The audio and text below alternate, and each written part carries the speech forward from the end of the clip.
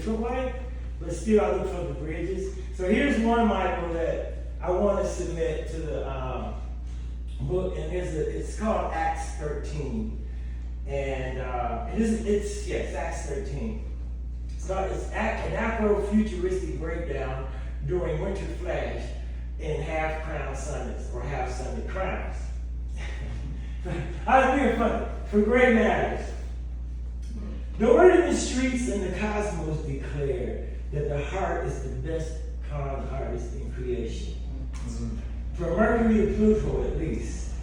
The streets state that the affairs of the heart have to do with the so-called love above the feeling. Don't follow the signal from the impulsive frenzy muscle, not without a background check.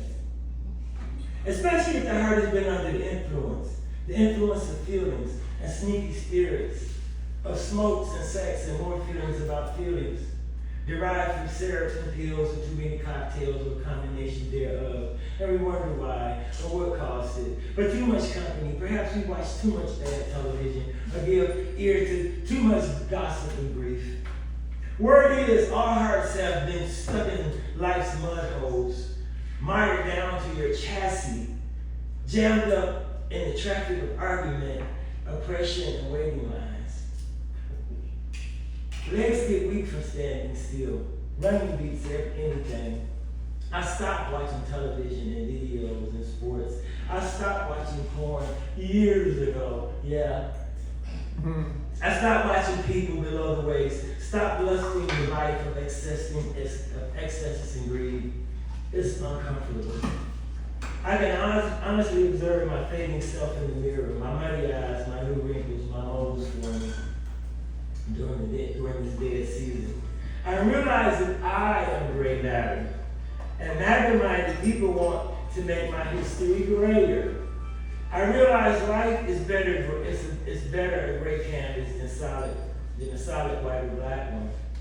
With each season I walk life back, like erasure in art, because of me and for me. And the people who taught me early on, and some of the people, institutions, and narratives in charge of my living early on. So 2. They taught me about George Washington, the father of our country, and how he chopped down a cherry tree and didn't lie about it, and how he was a brilliant commander and a war fighter. And they neglected to mention his hemp-growing and slave-holding mentality.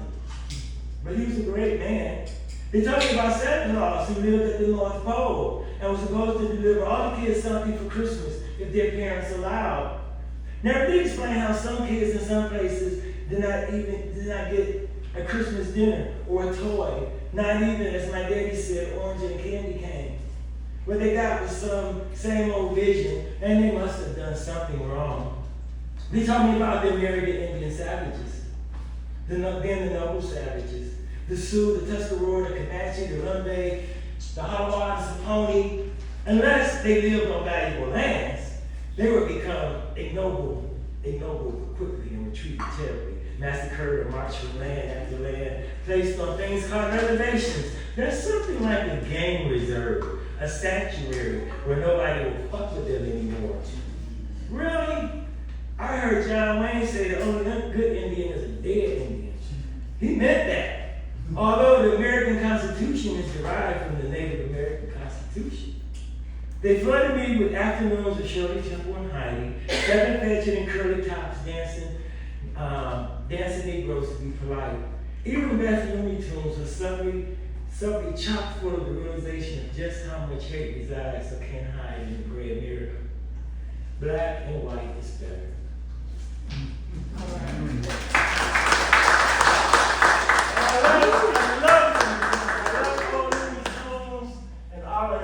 So that's, sort of how I approach it and these things that, I love America. I probably would get some Buddhists if I thought somebody was going to try to run me out of here. My sweetie said, let's move. She already working on passports. And might have a good place for me to move and black folks around the country. But, anyway, that was my cool thing because, again, the narratives are what mess people up. the narratives, whenever the color was created, and someone was better than another, that color was better, heritage, lineage, yeah. But that can get really wicked too. You know, trying to hold on to a lineage. Our next poet, friend of mine, maybe he'll add to or take from or something. He's been away. He graduated. Well, he got graduated. Did you graduate? He graduated from UNC Pembroke. So please give Adam a hand. All right, congrats, man. Yeah, we keep up with you. You know, we'll kind of be reading your stuff. I keep up with all of y'all. I tried my best. Let me see. I was gonna read two. Is that fine? They're kind of long. That's fine. Okay, I'll second that. I'll read the one longer. I'll make sure we get back to you. This is called. I already wrote a poem called "Tired." This is "Tired" too. I'm so tired. My fatigue is incredible. I'm surprised that I have no typos in this poem and that my sentences are legible. That's how tired I am, and I was tired yesterday. One day I'll die and I'll fester, yay. I'm tired of being tired, like a burnt out tire, rolling with the punches, doing push-ups and crunches. I've missed at least 1,000 lunches because I've had at least 1,000 punches that I gained half a pound. So I skip eating and shoot basketball like I'm shooting half a round of machine gun ammunition. I'm that much into superstition. I wish I could completely remodel my kitchen and turn it into a gym with weight loss machinery, because right now it's an eatery. In leisurely times, I stuff my face with only broccoli because I'm tough like grapes. But I'm obsessed with exercising. I can't stop it. It's a horrible habit and I can't drop it. It's like a pimple and I can't pop it. I want a new weight set, but I'm broke, so I can't cop it. I compulsively exercise because I have demons that need to be exercised. They're far too heavy. They're breaking my levy, and they need to lose weight, if nothing more than water weight. They're heavier than that scandal with Watergate. They need to get on the basketball court and take about 1,000 free throws, or go running on the track until each one of their knees blow. Geez, bro, I'm tired and feeling expired like last year's lasagna that's still sitting in the fridge. I'm tired even though I had no kids and no teens, and it's not because of a lack of protein. I'm tired. Maybe I could use codeine or cocaine. Better yet, some propane. I'm like the guy in the desert riding a horse with no name. I'm stressed. I feel like being profane and cussing. Plus I'm bald. Maybe I need Rogaine. I'm as tired as an 18-wheeler tire screeching down a mountain ridge, smoking like a grill on the 4th of July. Another barbecue on the 4th to deny, because I don't eat baby back ribs. I know it sounds weird, but I'm on a plant-based diet. Hey, at least I'm not on an ant-based diet, like an anteater.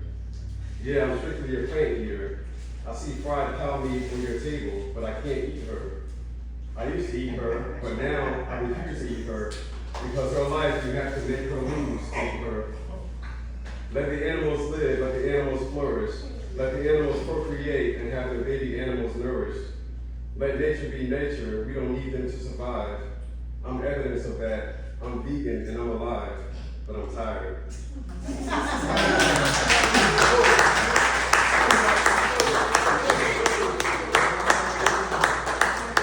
There's a nice stuff in there, man.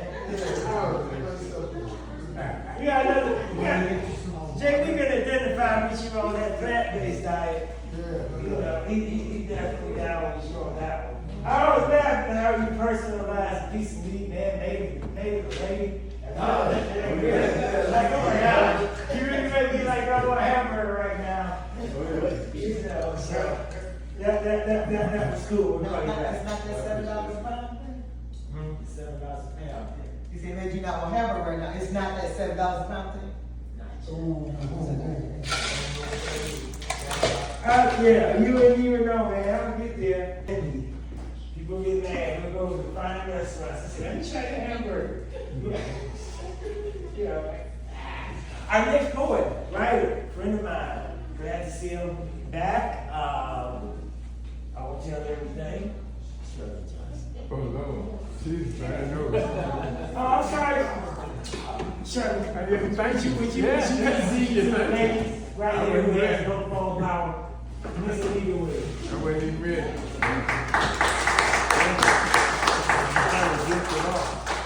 Good evening, everybody. August to you. Yeah, first day.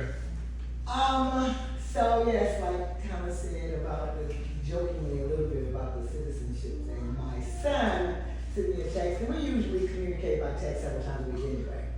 We talk sometimes, but you know, I'm fully into the digital thing just like the youngins are, so that's fine. And he sent me this message that said the country of Benin is giving citizenships or granting citizenships to the descendants of the enslaved if they can have DNA evidence that, you know, Benin is in their ancestry. And I was like, wow. I said, well, look it up, you know, because it can't hurt. Because you know the poem, first they came for the you know what, and having ice facilities built in 50 states has to mean something. There's only so many of certain type of people before you start running down the list, if you get my drift. So I'm like, yeah, look it up, do the research, see what you find. Now he's doing that based on my having done my ancestry, the mitochondrial DNA thing a few years ago with Ancestry, and I shared with him the results, which talks about the percentages of African countries, European countries, whatever that are in my ancestry. Right? So he was fascinated with that some years ago. And he just sent me a message, you know, we were talking about something else, and he said, I wrote a skit. He's speaking about, I guess, that whole thing with me.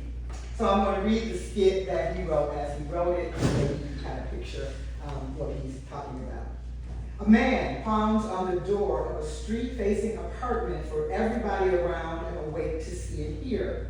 The pattern continues on each floor. Angry boyfriend. Benin, Benin, you better wake up and let me in. What you done to me, Benin? How I fall asleep only to wake up on the other side of the Atlantic Avenue. Benin, let me in, Benin. Rejected boyfriend. Ghana, I ain't playing with you. You better let me in. Open up. Who's in there? That Portuguese dude? Right. Open up, Ghana. Don't lie to me. That French cat? Who talking to you? Come on, Ghana. Let me in. Discarded girlfriend. Come on, Cameroon. Why you gotta be like this? Let me in. Cameroon, quit playing. I need you. We need each other. Come on, Cameroon. Concerned relative. This is not funny, Nigeria. Open the door. Let me in. I am your family. You cannot do this to your family. Nigeria, I know you can hear me. Open the door. Let me back in. Let me back in, Nigeria. Sad child. Togo, let me in, please. Please, Togo. I don't know what I did, Togo, but I won't do it again. I swear. Please, Togo. And that's the skit.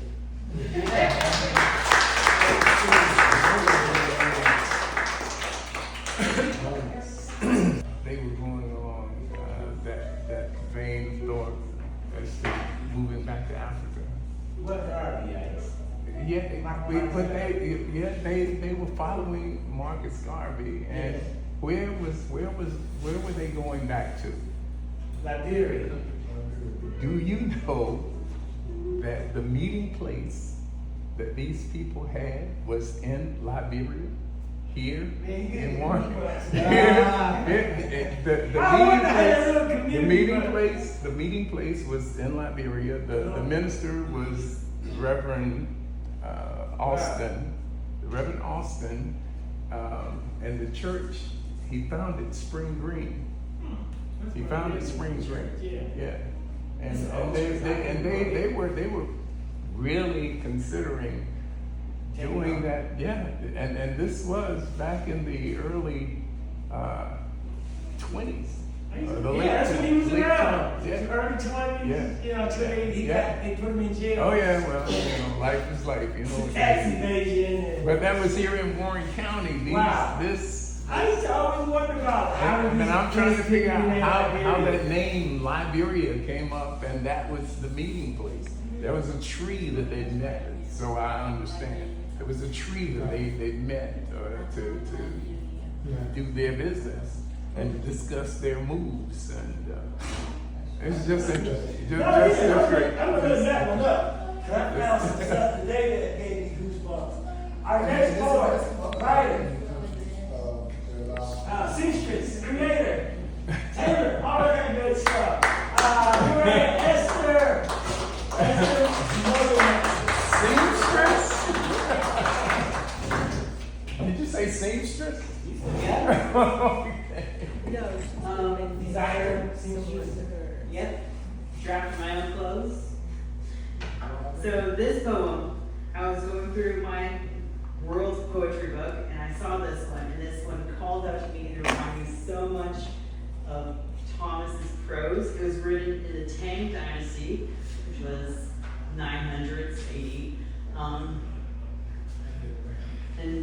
It's called Madly Singing in the Mountains. There is no one among men that has not a special failing, and my failing consists in writing verses. I have broken away from the 1,000 ties of life, but this infirmity still remains behind. Each time that I look at a fine landscape, each time that I meet a loved friend, I raise my voice and recite a stanza of poetry, and am glad as though a God has crossed my path. Ever since the day I was banished to Busan, half my time I have lived among the hills. And often when I have finished a new poem, alone I climb the road to the eastern rock. I lean my body on the banks of white stone. I pull down with my hands a green cassia branch. My mad singing startles the valleys and hills. The apes and birds all come to peep, fearing to become a laughing stock to the world. I choose a place unfrequented by men. And I just, that one,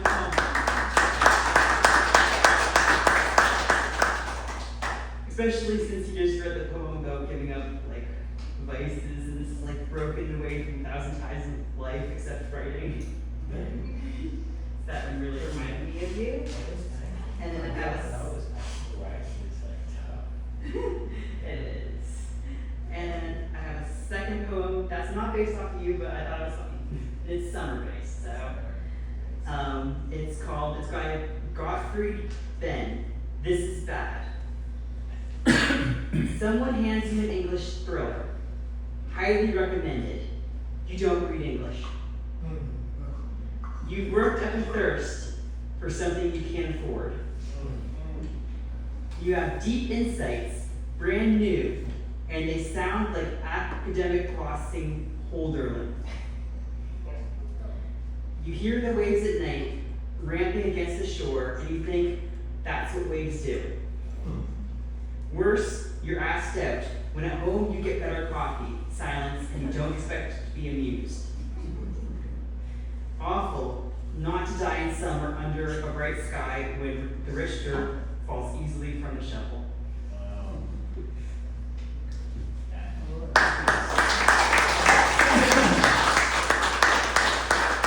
Thank you, Esther. Please come back, and Esther always shares deep poetry with us. I can see that rich dirt, rainy dirt, falling from the shovel. I hope you don't see that, man. Yes, it's very nice. Thank you. Thank you. Who wrote that first one?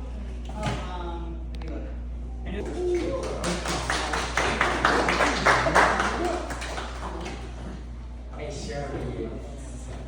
Not about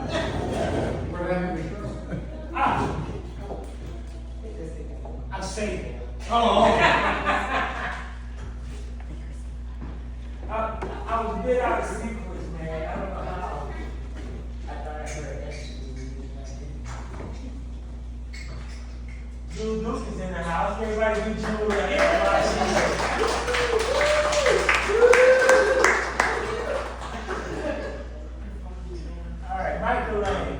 Hi, everybody. What's going on?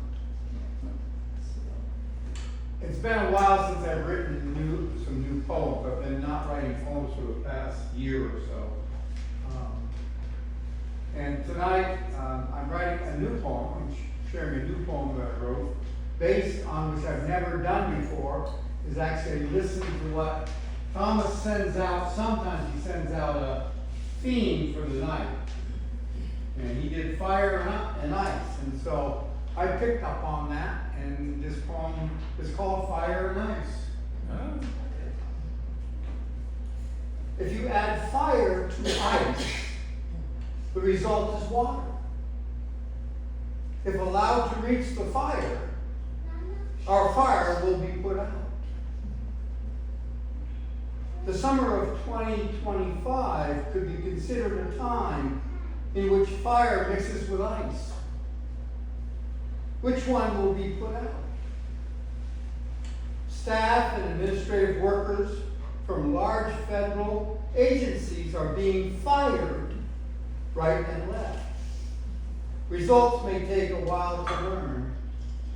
At the same time, notices of hiring are going out to all sectors for government to hire new employees filling positions in immigration and customs. ICE is growing in scale in both its finances and its activities. Agents covering their faces with masks because of another COVID scare, or because they are fearful of reprisals for all they are doing to brown citizens and non-citizens. Remembrance of a police state.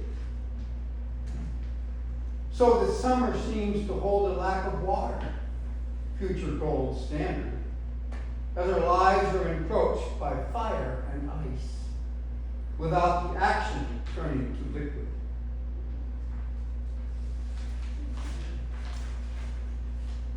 If you add fire to ice, the result is water. If allowed to reach the fire, our fire will be put out. For me, the term means something different, as fire speaks of both heat and light, gathering of family and friends to celebrate love and life round an open campfire. And the diving into ice cold water of mountain stream pool created naturally by the abundance of rocks to dam up the flow. Or icy waters of Spirit Lake in Washington State, where my siblings and I swam and dove years before Mount St. Helens erupted, exploding its fire and ash to wipe it out. If you add fire and ice, the result is water. If allowed to reach the fire, our fire will be put out. Fire and Ice was the name I gave a proposed public art installation where a large mound of shaved ice was dumped into a gallery courtyard, sculpted into a series of low, icy mounds, a mountain shape wrapping around the space, votive candles set into small metal dishes were placed atop and stepped down form. Each gallery show guest would be asked to light one of the cupped candles. As each candle's fires heats up its metal vessel, the nearby blue ice would glow yellow. These multiple illuminated candles together create multiple rivulets, streams of water that in unison melt the icy form, creating a pool of surrounding water. The sculptural installation is a reflection of the climate actions affecting planet Earth. The increasing number and size of earthquakes, the associated upsurge in volcanic activity, rising with fire and ash from the core, with higher temperatures melting both the ice-covered polar caps both of the ice-covered polar caps, eventually increasing the ocean's water level. If you add fire to ice, the result is water. If allowed to reach the fire, our fire will be put out. Did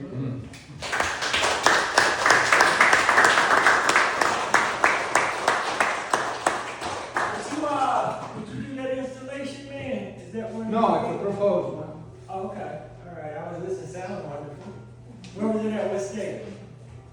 Well, it's a proposal, so Okay. I have to find someone. Yeah, I was just wondering, I was thinking about the last ice sculpture I saw, which is in Chicago, that was just like, oh my gosh! You know, just really nice. So I was This has a little bit different purpose yeah. than to show a sculptured ice form. No, I followed you up on the demonstration of how Earth systems work. Yeah. One thing you did say that interested me about when you mentioned ice, and we were talking about it today how Obama, because you went in there, but how Obama when he was in, and they actually locked up more people. They actually, this is we believe it. They actually locked up more people. But then the Biden administration, they locked up probably the same, so just this display, the display is like really bad, like he was saying. And then the whole thing of, for me, I love geology, so it's just the idea of something melting steel, and you see molten earth. It's like, how do you burn dirt? How do you make dirt so red? And it's flowing. Dirt and rock. That's hot. We think about nature. Karen, while you standing up, do you have a poem or something you want to say for us? All right.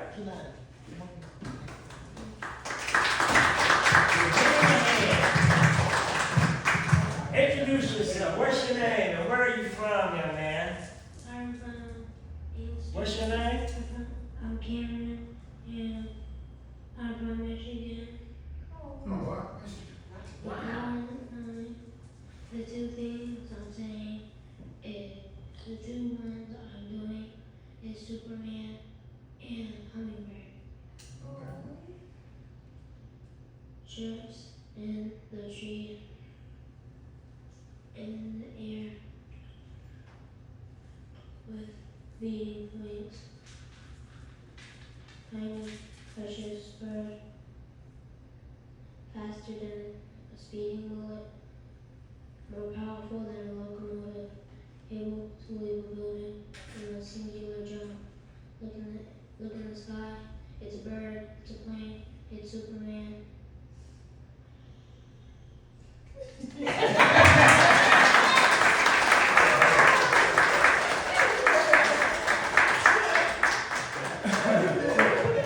You're happy now. That's good. That took a lot. We should take a video for his mother. Cam struggles with reading, so he's here, and he wanted to be here. My neighbor! Hey, sir! And he wanted to be here tonight, so everybody tell Cam how important it is to read and how it's going to make him, just that much more special. Absolutely. Yes. Yeah. All right. All right, you see? The more you read, the more you know. Right, the more you know. And then that old silly Minecraft thing, man, you'll master it. You'll come up with your own game, okay? Yeah, absolutely.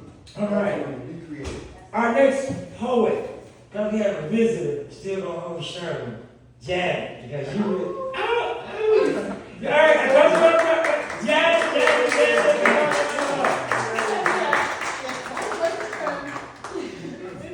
Me too. Shirley, I'm waiting for you. Yeah, I'm waiting for you. Hey, Steve. man. I'm pitting y'all against each other, so bring some fire, but throw some ice on it. It make this.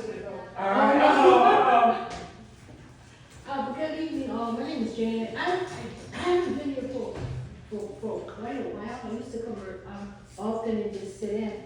And I was like, Dad, my daughter writes poetry. She's published a couple of books. I should read some of her stuff.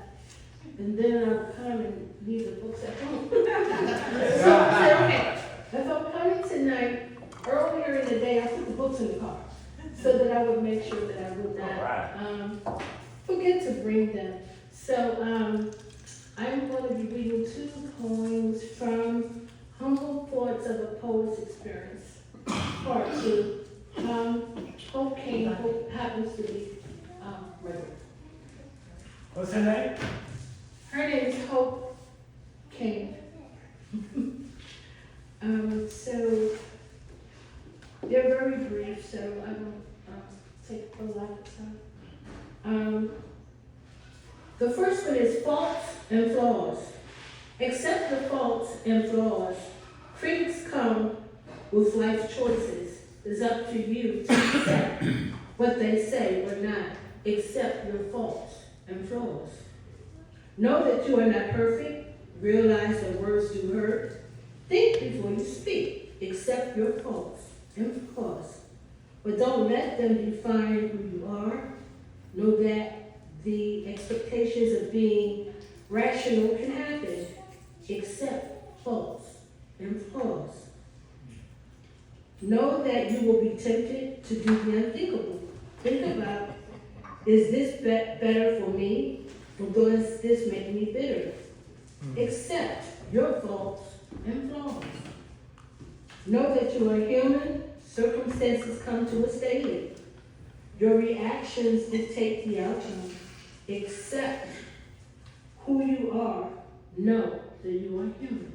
And accept your faults and flaws.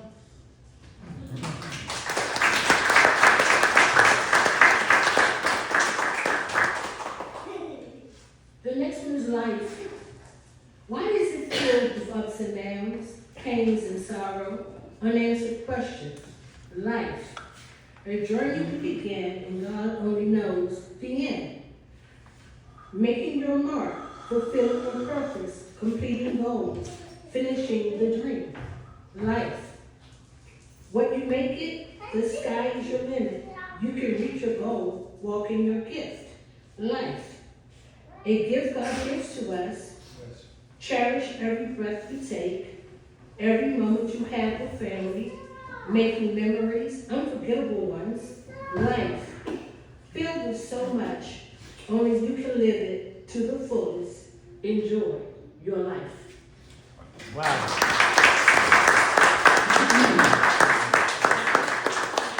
Thank you, sisters. And again, it's like poems like that make me, if I can't think it, somebody here said, it'll make me remember at some point in time during the day, you know, something you said about life, something you shared, that we all going through something. We all have the propensity to go through something. Whether we're lucky or unlucky, you know. Sometimes it's just our trial, you know, our predestination, if we believe that. Our next poet and writer, thank you, sister, please come back. Poet, writer, dear friend of mine, starter of Wham, Sherman Johnson. Please give him a hand.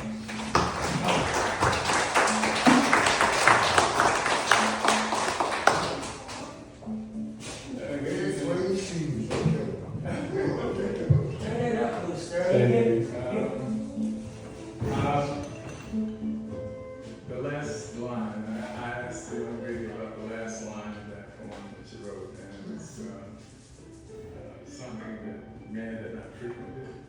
Oh, that he went out into the wilderness because he didn't want to be laughed at for his poetry. Yeah, well, the last couple of words was like a place where man had not frequented. And sometimes I wonder how this world would be right now if we could see where man has not put his hands on. Because, you know, really seriously, man tends to think that he civilizes things and he makes things better, and as we see as things are happening these days right now, this moment, this stuff is man-made. It's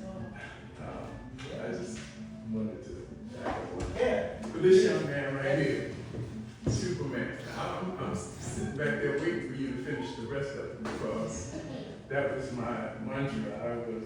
When I was younger, I thought I was Superman. I just thought that I could do anything. And I started in radio when I was 20.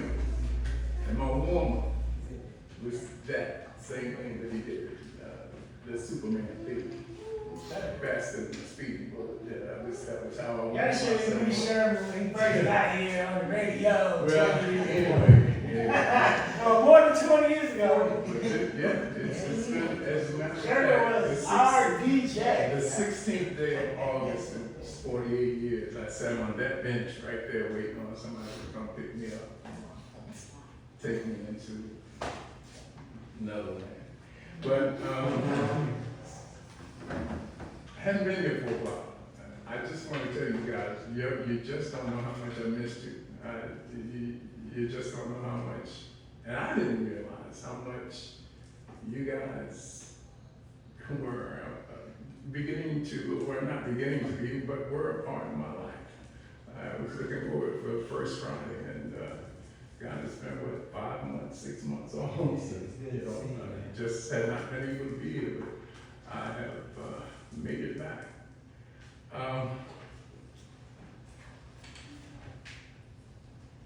I learned something a couple of weeks ago that broke my heart, truly broke my heart, and I did not know the person that was going to be up in this place this evening, but I'm going to say it anyway.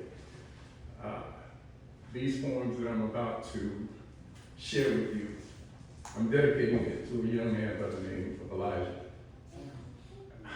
I didn't know you were coming, but this was in my heart. This is what I wanted to do. This is Elijah's mother. Tom said something about, when he introduced me about helping the beginning of when. Elijah, this little boy, was right there helping out, bringing paint, moving things that needed to be moved, and was enthused about something that was going to happen in his neighborhood. And my wife right now, she really kind of broke when I took the news to her, because as I said, I just found out 2 weeks ago, and I understand that he's been gone for 2 years, and I had no idea whatsoever. So, this here is for my brother. I had cataract surgery. That was one of the reasons that I was out. So I can see, but I still have to have readers. Homeless Jesus. He lies there on a metal bench, feet bare, the nail holes boring into the very marrow of our souls. This is not the angry prophet who threw the money changers from the icy cup. Oh no, this is Jesus after what we did to him. Yes, not they, but we. He's not sleeping there because some sculptor thought it was smart for his art. God, no. He's sleeping there because we put him there. Every day, every hour, every second. Look at the size of the holes. A child was frightened by those holes. Someone tells me, good. Let the child go home. Let the parents tell the child what we did to him, what we still do to him. And you who read these words, stop your cars, get out. Go sit with him and talk. Bend down and look into the sleeping face beneath the hood. Pour water through his parched lips. Bandage his naked feet.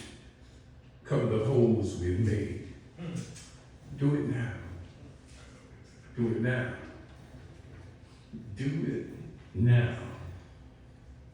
And perhaps on Easter morning early, you'll drive by and see the benches bare. The empty cloak crumpled on the ground. Meanwhile, in a different town, on a back street, in a cardboard box, another homeless Jesus waits.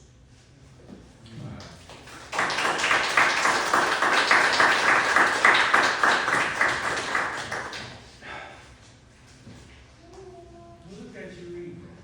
Oh, let me tell you what it is. This is not me. As the brother said a moment ago,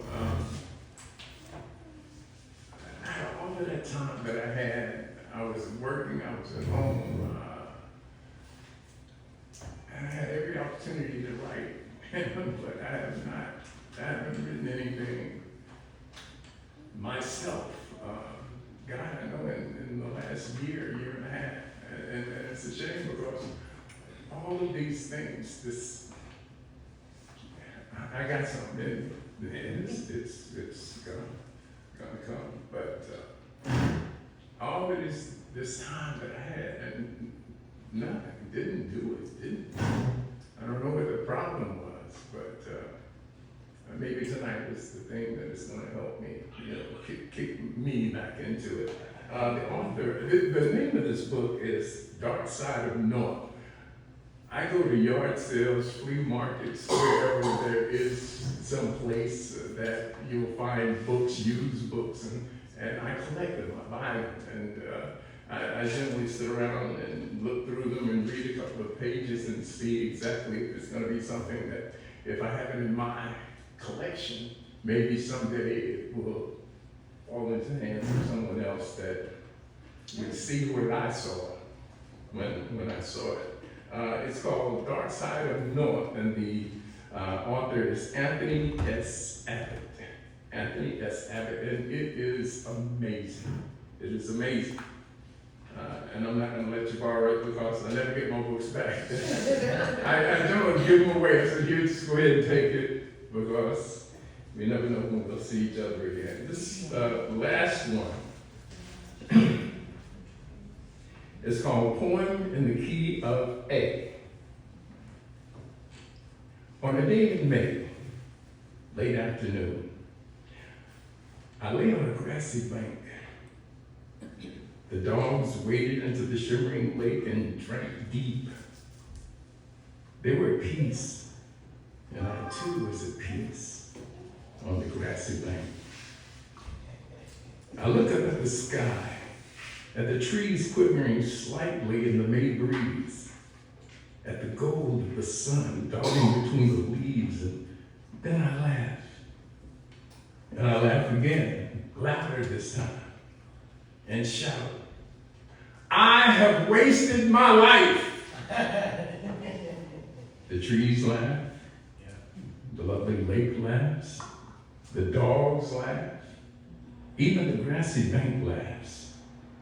Here in the late afternoon on this day in May.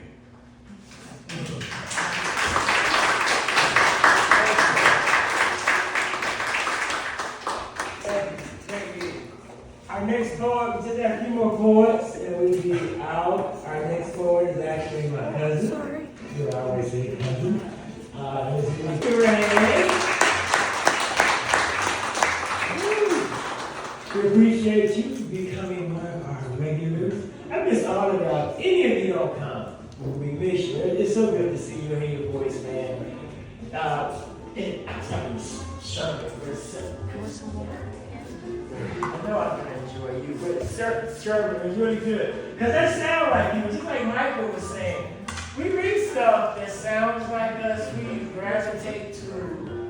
You know, that's all I'm asking. I said it sounds like you, so what in the box? Evelyn Taylor. Hi, y'all. Hi, y'all. I'm good. I'm good. Tori, you need to go home. Because you walk in the door and I wasn't going to do this. But We so glad you're here. this is my cousin. This is my cousin. And we were just talking about a couple of years of grief that has been going on in this family. And we quietly, I lost my brother 3 years ago suddenly. She lost her son 2 years ago suddenly. And this has been a long week for me.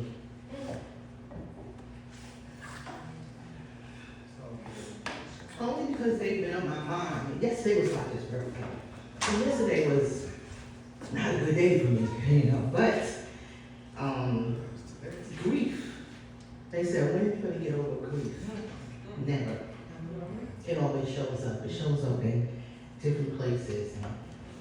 So this is called The Shape of Grief, a poem dedicated to my brother.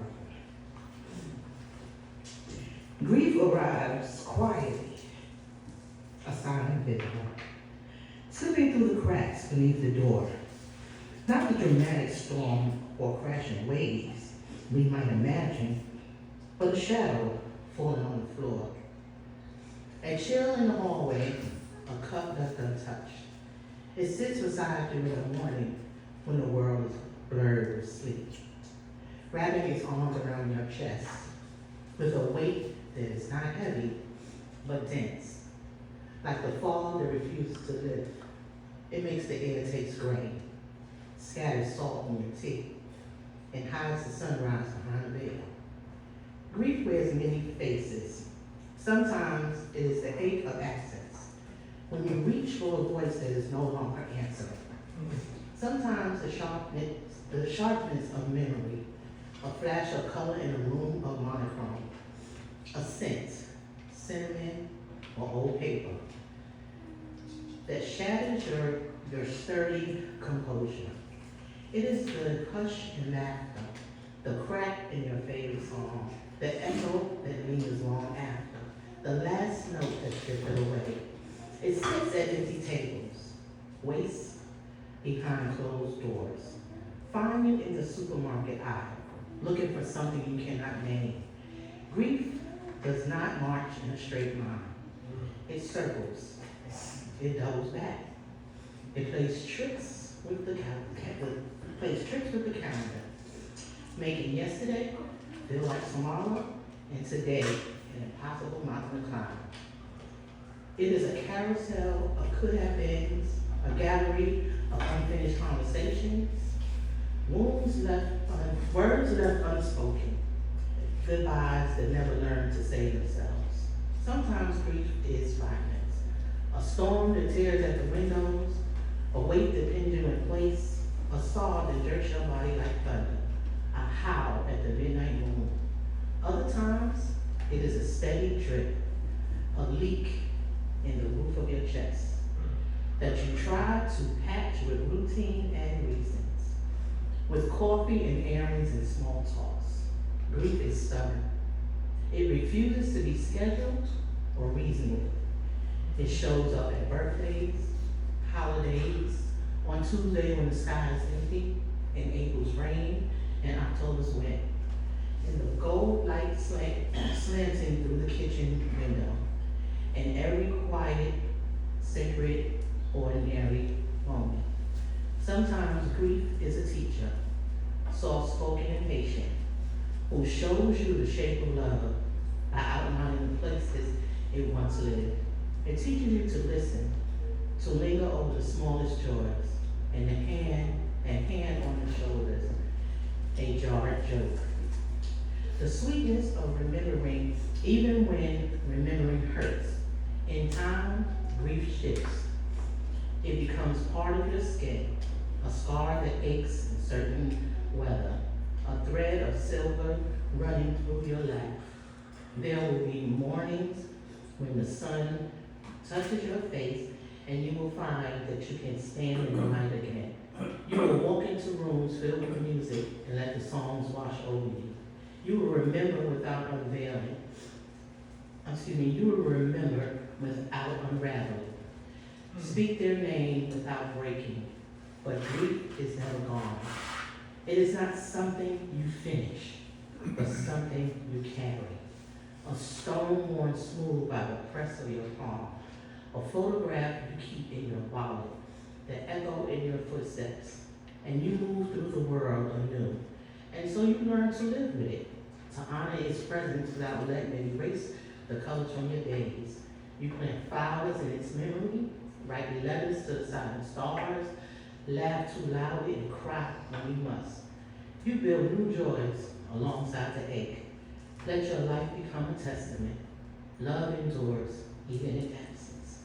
And your story does not end, but the shape changes.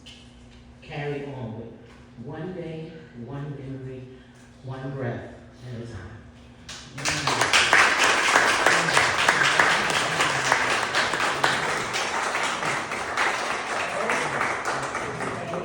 Boy. So here's to Alexis and here's to Elijah. Mr. Guys, a lot. Yeah, man, that was a lot. And Sergeant Butler Tubbs, Miss Sergeant Butler Tubbs, Our Lady Day. You read a poem, or you talked about it a long time ago. You know, you helped me, two people, I mean, as you were reading, you helped me about caring. And you were talking about why we love and you don't care about grief. You know, you don't know. But you were talking about it that night about, no, you don't know what I'm trying to say. But you were talking about it that night, like it's worth it. Love is worth the grief that may come behind it. And someone like me was like, I don't want to fall in love because I don't want to grieve because, you know. So anyway, you helped me. And then there was I took this little guy fishing. You only went fishing today because of an echo from Sherman Johnson, who used to always tell me about taking a little kid fishing. And I didn't want to take him. I said, man, I'm going to take this guy because I fish about that. I told him, you have really outfished me this summer. I took him a few times, but he's done well. But again, it's like things we learn that we're in here. And Cam, she has a really big pond. I was telling her about you. Fine. So, but again, it's like these kind of things that keep us together, and we can come and we can talk about our hurt, our experience. What is it, Michael? Experience, joy? No. Who can help me with ENA? I should know. Or AA, if you know. You share your life. You share your life, with your joy, your pain, you share your sorrows. We share it here. And so you never know what you might hear. But I always leave out with something good. Our next poet, reader, writer. You're not going to come up below. It's Miss Tubbs. It's Our Lady Day. Our Colin Kaepernick. What's Thomas Jefferson's mistress name? Help me out. What's Thomas Jefferson's lady's name? You do it. Sally. So come on. I actually could have met you. You meet you there. A picture is worth 1,000 words. So I have a picture. Okay. And I'm going to start it here. And there's a picture on the front. There's a picture on the And she back. know I rip her all the time. So she's giving us the picture, so she's only doing 50 words tonight. That's it, but you did it. That was good. Beautiful. She thinks I'm always upset with her for some reason. No. Sergeant Butler Tubbs, please give her a hand. Glad nothing was in there. I am too. Yeah. 53 years ago, I got a bowling trophy. So the title of this is 1972 Bowling Trophy. For those of you who are Facebook friends, you saw a picture of it, and there were a few words. And then it's just been kind of niggling at me that 1972 bowling trophy, and there's more. So anyway, we'll talk about it a little more. Helps if I put my glasses on. What do you think? This is a part of my history that many of you do not know. I retrieved this on its way to the dump in rural North Carolina this morning, July 17th, 2025. What? Yes, it is the bowling trophy that I received when I joined the team of women that work in and around computers in one of the computer centers at United Airlines executive offices, EXO, northwest of Chicago's O'Hare Airport. Metal label on the base says United Airlines Women, 7172, second place, S. Butler. We won't tell you what I was second. Reggie Tubbs had shelves of fishing and cricket trophies. He built a wonderful set of shelves to store them on. That's the back of the picture that's going around. And I saw them every time I visited his house in Boston. My 1972 bowling trophy was never on display in my Boston house, nor my apartments in San Francisco Bay Area or greater Boston metropolitan area. 53 years after receiving this trophy, I'm not sure if it was ever on display at my Mount Prospect, Illinois apartment.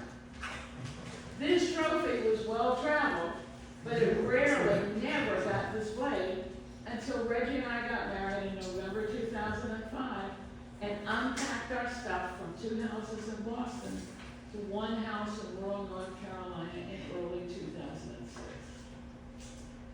And what's interesting is you live long enough, all of the stuff that's been read tonight, it all weaves together. Mm-hmm. You know, there are pieces of everything that's been read that's part of my thought process that's still going on in my head, that a trophy that I won in 1972 got to the dump in North Carolina in 2025. And if you look at the picture that's going around, it had a place of respect after we got married and moved down here. So it was never appreciated for whatever it was I was doing. I had grown up in New Jersey. I had lived in Boston for a year. I lived in New York for a year. I worked, I guess I was in New York for almost a couple of years. And I got into a training program, and I was selected to be one of 30 people out of 1,000 to become computer programmer trainees, and then I was one of 10 people who got a job. And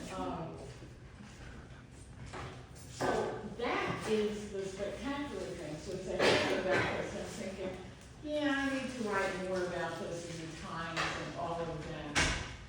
But the interesting thing, we started the evening talking about race. And part of, I was smart, I was brilliant, I was wonderful, but I was also black. And back in those days, I was probably colored. Right, you were. And it was the 1969 that I went for the training class. And we were staying in flight attendant housing, because United had flight attendants and they put them up, they had a building that they stayed in, and we were in flight attendant housing. And there were 4 blacks in the class. And we had to work on computers at night because they didn't want us disrupting the work during the day. So, what was interesting is one of my roommates was the other black woman. There were 2 black men, 2 black women out of 30. And there were 6 women and 24 men. So that tells you kind of the dynamics of 1969. So there really was a good chance to be there. And when we worked at the computers overnight, we did card decks, we didn't have terminals, we didn't have that stuff. We sent stuff in to Key Punch and it came back to us and we had to run rubber bands around it and carry it and make sure we didn't drop it. And we worked at night. And in this building, where there were programmers and there were Key Punch people and computer operators, there was this huge bulletin board. And Dee Borum, I remember her name, she was in personnel in Denver, Colorado. So we came from all over the country. And she pulls me aside one night and she says, look at this board. It was all white. She said, we have a very good chance of putting color on this board because United Airlines was sued by the federal government for discrimination back in the late 60s. But so was Delta, and so was the largest company of major streams. And so United had a special push to get black people mixed in with what was going on. And they hired, and Dee didn't become a programmer because she became an EEO coordinator in Denver, which was better along her whatever. Anyway, I just wanted to share that this bowling trophy was because I moved to the white suburbs of Chicago, because that's where I worked. Why did I move to the suburbs? Because I didn't know how to drive. I didn't have to drive in Lakewood, New Jersey. I didn't have to drive in New York City. I didn't have to drive in Boston. I'm going to a city. I had been in Chicago in '68. I worked on the McCarthy campaign. And I got to Chicago and I was there across the street from all that mess in the park and whatever was going on at the Democratic convention. And I was so lame. I didn't know that it could take me 3 hours to take public transportation to get to work my first day. Because I stayed on the south side of Chicago with the friends that I had lived with in '68 during the McCarthy campaign and the Democratic convention. And I was taking the train downtown. Well, if I flew in, I was taking a bus to downtown and then taking a train to whatever. And I just assumed I could get there.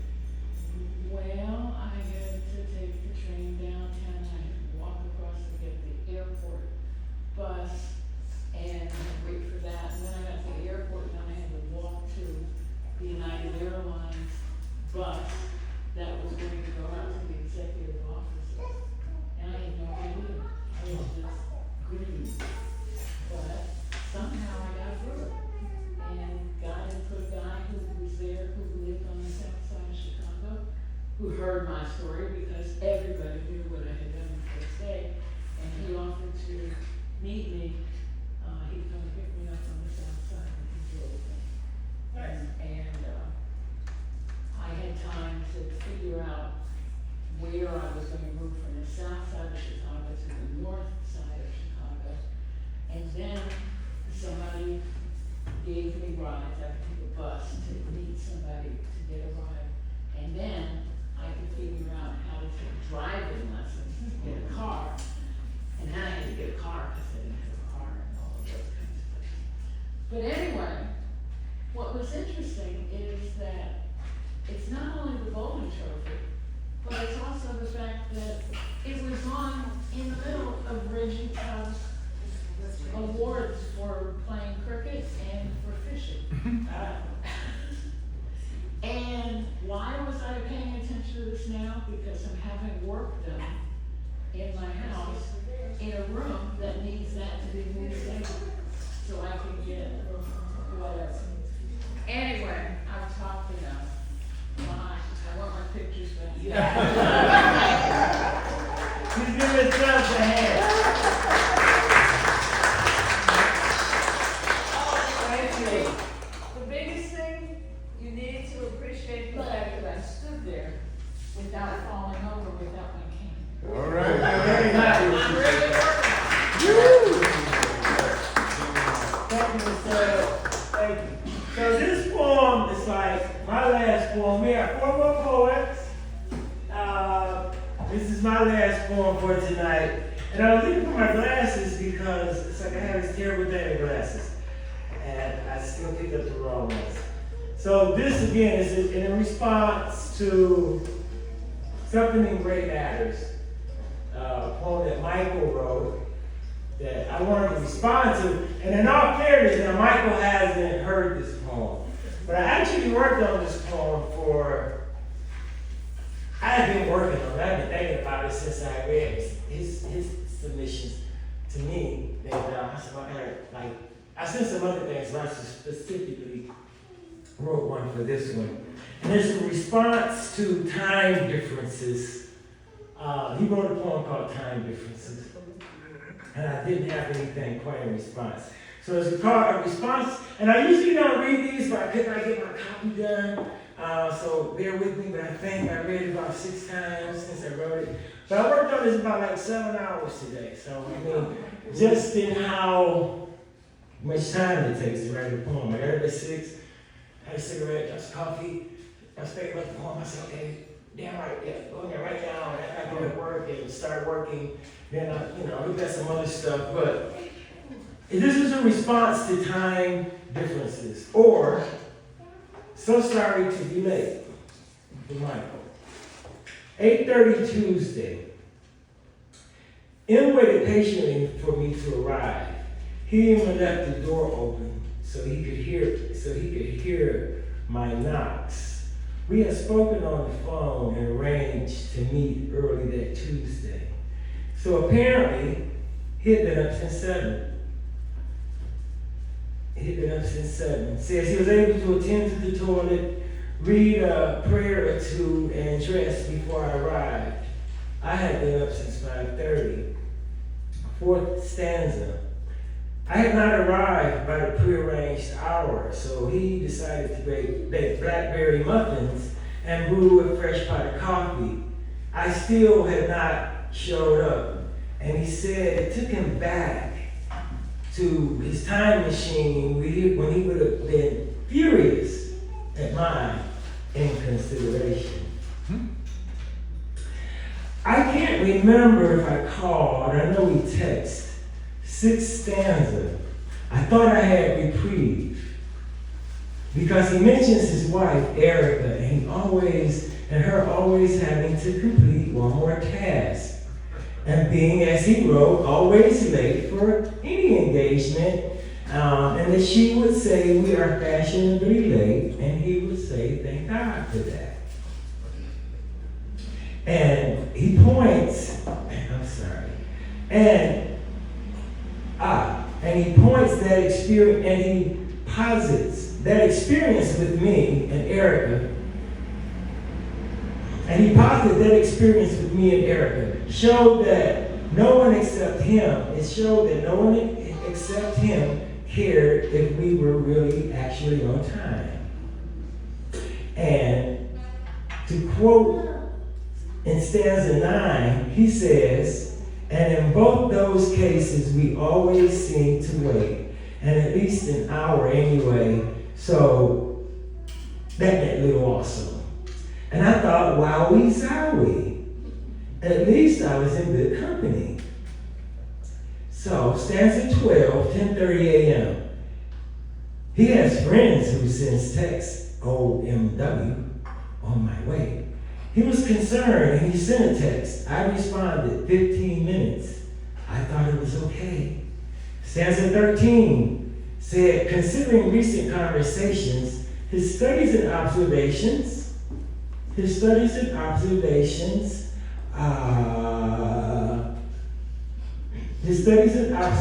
are undertaken to research the differences and similarities between black and white, and we do study each other. I agree. He remembered seeing an acronym, CPT, Color People's Time, and figured that as my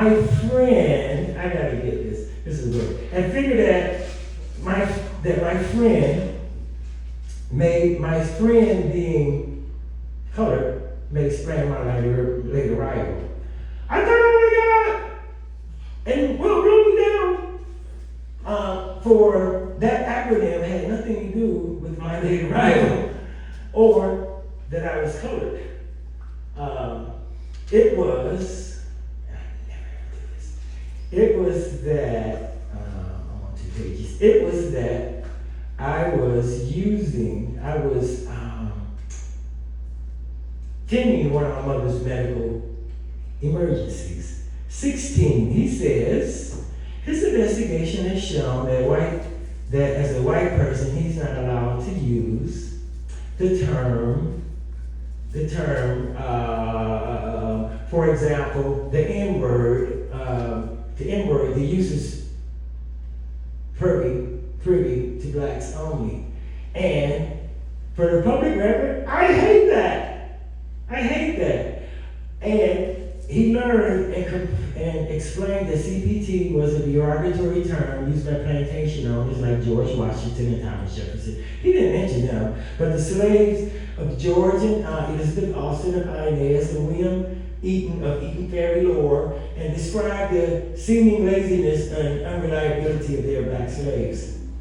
I wondered if they had anything other than Negroes, perhaps Native Americans or Mexican slaves. He concludes that systemic racism continues to invade our American society. Both the term and reasoning continue to be applied to many people of color who live and work according to their own frame, not conforming to rigid honky time. Stanza 20. M says we will have to work and play he says that he will live, work and play to WPT, white people time. I am so glad to be enlightened.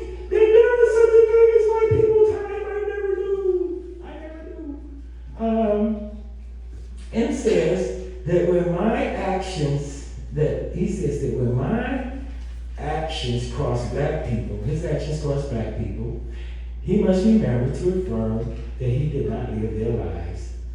I never have to process that much confirming of white people. I never ever used the term CPT, never used the term nigger, cracker, hunky, spit, jap, red man, chink, gringo, none of that.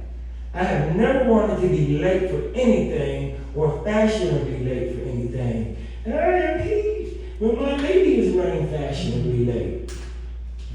I was taught to read well, write well, speak the best I could, and was made to know that I had to be 3 times better than white people.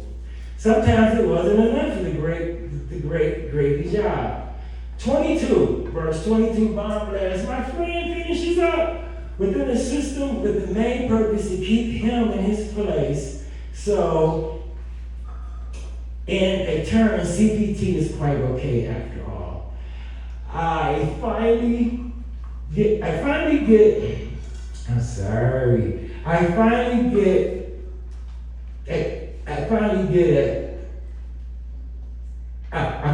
there at 11. I'm really late, Michael, sorry. I talked to him on the shade of the porch 3 hours later, according to WPT, in the stanza. In stanza 24, he confirms he was glad to see me, and I was happy to finally arrive. We did have a great discussion and drank coffee and ate muffins, and he says that WPT was perfectly okay, filled with CPT, but my late arrival seemed to push my pal into a gray area. But I haven't been late for work in a decade.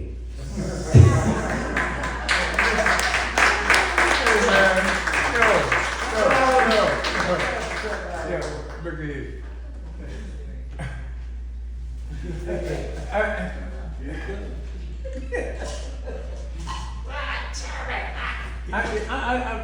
I'm trying to wrap it around my head as to, some of these things that we hear, some of these phrases and some of these acronyms and all, where in the heck did they come from? Right. Because, I don't think that we we as black people had anything that was considered that we was gonna say colored people time. CPT. I have no idea what Wait. It's not just that. It's not just that. It's not just that. And listen, have you affirmative action? Let's keep it going. What is it? What's the latest thing that we got? DEI. Where in the world did we bring this up? Where did we actually bring this to anybody's table and say, this is what we want, this is what we need? It's something that has been given, laid on us. You know, and then we gotta fight back on it because we're gonna give you this so that 5 years down the line, 5 years down the line, we're going to 5 years down the line, we're going to do this thing and say, wait a minute, you don't deserve that. Sherman's a little too woke for me. No, absolutely I am. Absolutely I am. But the deal is that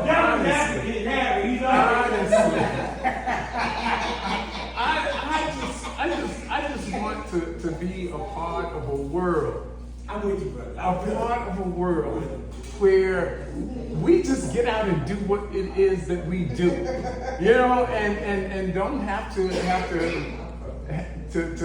walk this line that somebody else says that you've got to be over here because this is where you're supposed to be, and we know that you are of a lesser degree of anything,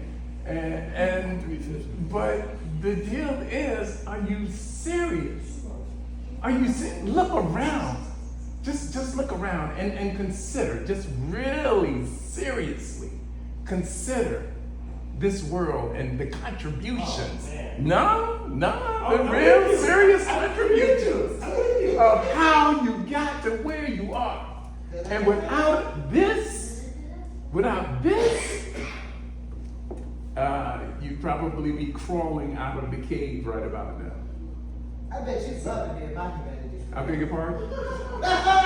Beg your pardon? I said, I bet you'd love to be in my humanities class. Is this stuff that you taught? It's just that thing. You know, So you had said something a moment ago. I mean, and I'm sorry, I know but it you hits me did. as it hits Don't me be as it sorry. is. That thing about why can't we use the word nigger? Why can't we say that word? Why do you want to say that word? How are you going to use it? What are you going to use? Which way? What are you going to do that is going to be a means of you expressing yourself or exchanging a conversation with someone else about anything? How is that word fit in? How is it that you're going to use it unless it's going to be a means of cutting somebody down? Unless it's going to be because you can find any other words, so many other words out there that you can use. If you're going to do this, when you hear other young boys out there, I don't care if you want to go into the rap music thing or whatever, all of that. If they're saying it, we've gotten to the point, and I've said it myself, and I say it now, to the point that it is a term of endearment, really seriously. But I don't think that anybody who wants to use that word wants to use it in that fashion, as a word of endearment. It is something that is going to put salt on the wound. That's something that's going to make you know that you are less than. You know, and this is. You want to use it? Oh my God! Somebody shoot me right now. Okay. All right. Adam, response real quick. Please, hello. Adam is a person. Yeah, no cultural ties to India or no lineage to India. So that's what I wanted to add.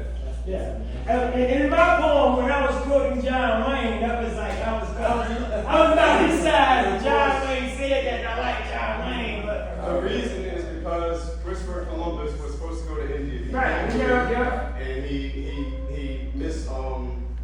he mislabeled the Native Americans as Indians when he thought he was in India.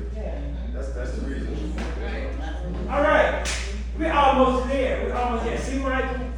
And me and Michael, our book is closed. Our book is Yes, I understand. But seriously, Hurry with the book, I wanna read it. okay. Yeah, we gotta work right through it. And again, those were some of the things. I've had doctors when they told me, psychiatrists, when I tried to tell them, I try not to see race, and they told Thomas, you're crazy. You have to see race. It's just like the stoplight there. And I was trying, couldn't get it through to him. Gene Toomer wrote Cain.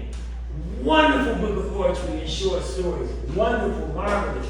He came back and he wrote The Blue Meridian, which he was trying his best to pull black and white America together. Man, the book didn't do anything. Some wonderful poetry in there, but again, it's just goes back to Europe. Where did this come from, there? Cain and Abel, the land of Nod. I don't know. It's probably worth the research. Like when I was looking today for Michael's poem, and I just looked at Warren County slave owners, and oh my gosh, it came up with 40 slaves, 96, 56, 54, 37. The Davises, the Austins, the Burwells, the Jones. I'm like, oh my gosh, I got just two up. It's like right there. I don't know. That was. That was That was. And you said long ago, let's not talk about this shit, right? Right here and right now. It's the thing that it just crumbles. I've got a child. I've got a child that has to go out into this place. It's scary. And is looked upon as being less than. Yeah. My child, mine. And I know. I know. You want to say in some areas, you want to say in some areas or among some people, but I feel you. We want to believe, but it's just like I have a poem. I can take a wrong turn in the lake, and I would feel scared when I started seeing signs like, oh boy, I've been around that good, I need to turn around, and I won't turn around, anybody's driveway. I'm gonna do a 3-point turn to be out of here. I know I'm not local. I know. What, you in a sundown time? No. Okay, before I explore, I once had a life, or rather, life had me. I was one among many, or at least I seemed to be. And I read an old quotation in a book just yesterday saying you will reap just what you sow, the debts you make, you have to pay. Can you get to that? Can you get? I wanna know if you can get to that. Was that enough? I recollect with a mixed emotion about the good times I used to have, and we were making preparations for the coming separation, and we blew every day we had. When you fix your love on credit and your 11 days are done, man, I can get that one, but it's about writing the bad checks and the checks coming in. Side insufficient funds, y'all. Get to that. Love the Funkadelics, man. Love it. Remember who? Funkadelics. Okay, Parliament. Thank you. Yeah. I got you. Oh, we're getting out of here. Adam, back at you.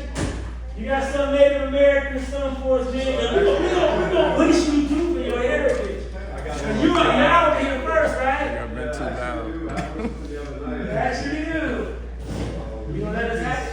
Conversations, man. We need a senator on every block. This is I know what you're talking about, my brother. Native American stereotypes.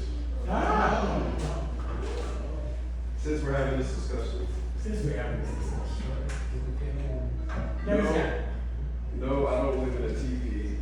I live in a single wide trailer. No, my traditional attire is not called a costume, it's called a regalia. No, I'm not an alcoholic or whatever you want to call it. When I drink in Deer Park, bottled water is what I call it. No, I'm not an Indian because I'm not from India. You'll see plenty of Indians if you go to Northern Virginia. Oh boy, be nice. Call me Native simply call me a human being because when I look in the mirror, both of those are exactly what I'm seeing. Yes, I'm full-blooded. I'm a thoroughbred. I'm a horse. No, I'm the offspring of 2 Native Americans who got a divorce. So have some remorse. It's like an obstacle course. Having to prove to you who I am, every strand of DNA in every source.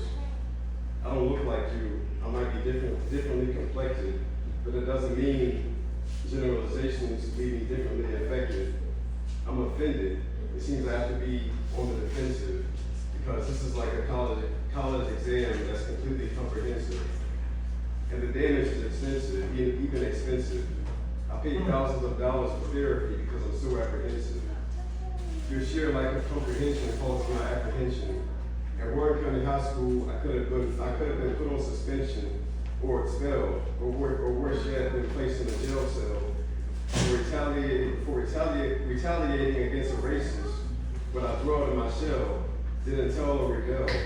I didn't retaliate because retaliation you cannot validate. Just self-medicate or self-medicate, while an award to the racist valedictorian the high school dedicates. Yeah, he was a racist, that valedictorian. I wish I could go back in time in the DeLorean and get even at graduation with that valedictorian. Come back here and give you details like a UFC historian. I find glory in whooping his A, or throwing him into a furnace and cooking his A. And then playing the race card with Native American cops, so they sympathize with me and be poking his A. Nevertheless, I'm just like you, it's simple and plain. At the end of the day, we're all the same. When we get cut, we all bleed red. And if the cut is deep enough, we all bleed dead. We all need sleep, so we all need beds. And God forbid, we get decapitated, we all need heads.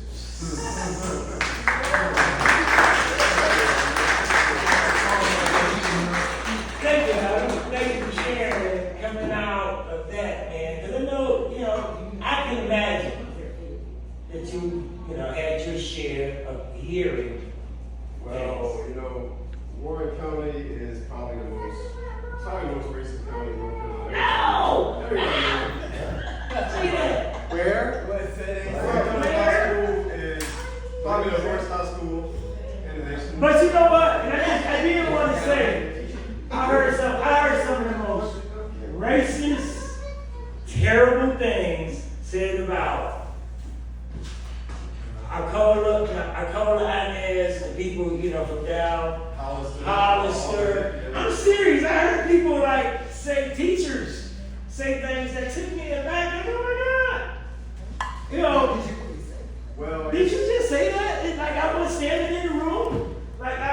So I feel you, and really congratulations for going. Because I had a Native American student, he said, Mr. Burke, I can't go to school. I'm like, man, they made this school for you. Don't you know you can go to UNC Pembroke and you can't go anywhere else? Who told you you couldn't go? And again, so I'm with you. I'm very, very proud when I started to finish your coursework. Please keep coming back. Our next poet, Anita, then we got JB, or what time is it? What is it? We got one more. Oh, y'all got it. I had to send it because. Okay, JB don't mind. JB be ready. JB.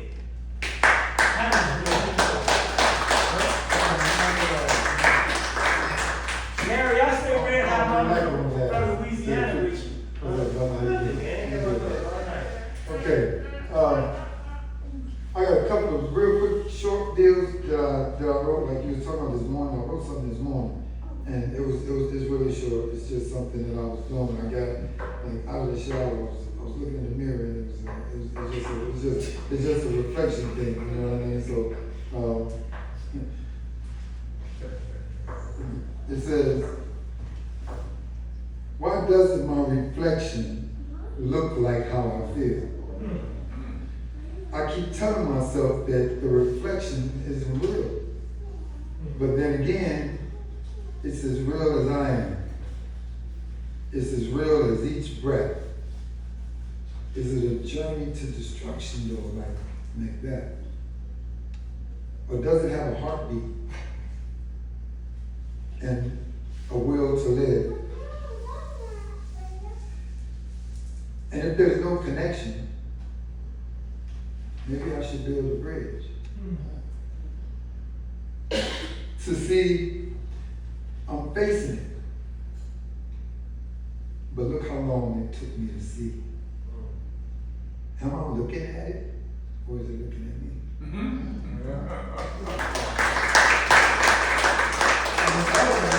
I got a little emotional, but I'm just gonna play it because I talked to my. Everyone is No, it wasn't really a cry. It was more of a feel. It was more of a feel. So I hope y'all can hear it. Yeah, you can hear it. So many emotions that won't let me. They float around in my head like confetti. I'm not writing it down, I know why. Because I get so choked up, I just cry. So I put the pen down and just stop. But they say that's when I should let the words rock. But they're so deep inside, and now I realize, running from myself, there's nowhere I can hide. I'm nobody's victim, I'm a perpetrator.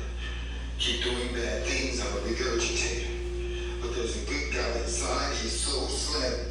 I just wish I had a chance to know him.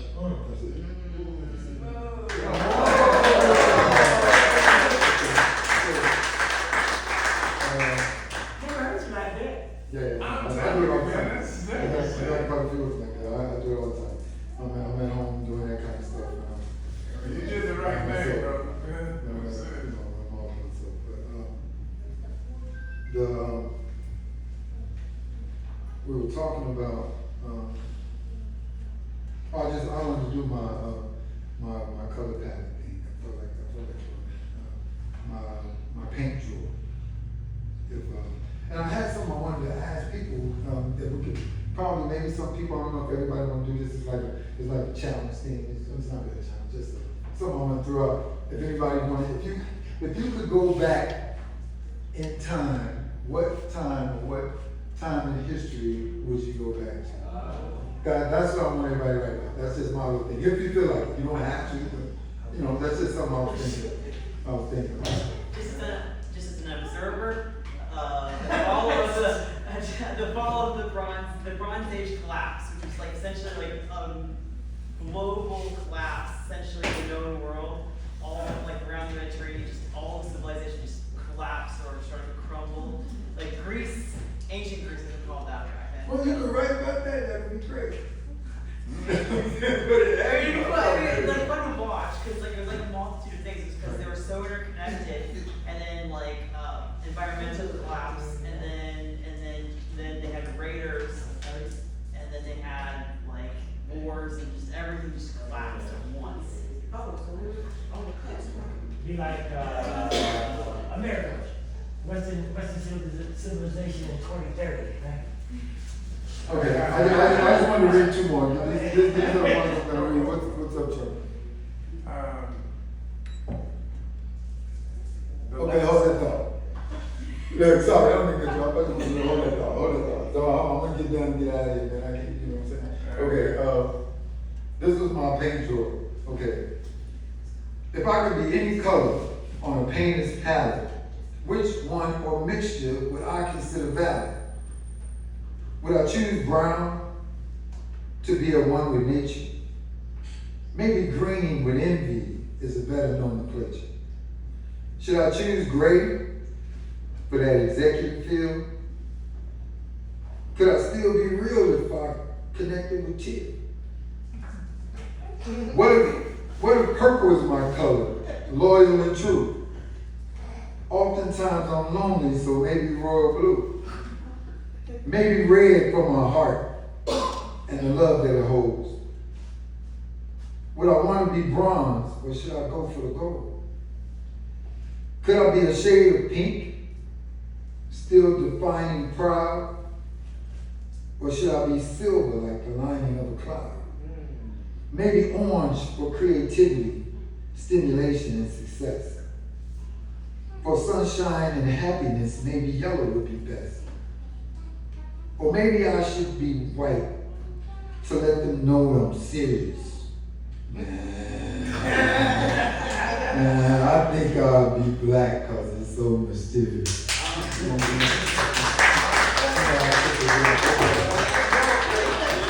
Absolutely. Okay, so now this last one is just kind of, like we're talking, everybody's lost somebody, and whenever they lose somebody, like I lost my sister, I went to Chicago, we lost her, she was my older sister, and that was everything. Yeah, just last year, when I went home. That was my older sister, but we all lose somebody, and eventually we're gonna lose each other, we're gonna lose me. And this is my little thing, if you guys know, or, should, I don't want to say it, but be around when I'm gone, I want y'all to recite this, because this is my own eulogy, sort of. Okay. And it's simply titled After I'm Gone. After I'm gone, it would be a curse to say that you promised to visit me on every birthday.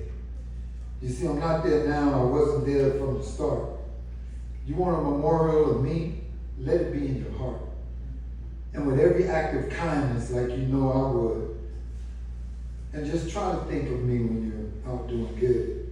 Or when you're sad and lonely and just need a friend. It's then that I'll come to you in the form of the wind.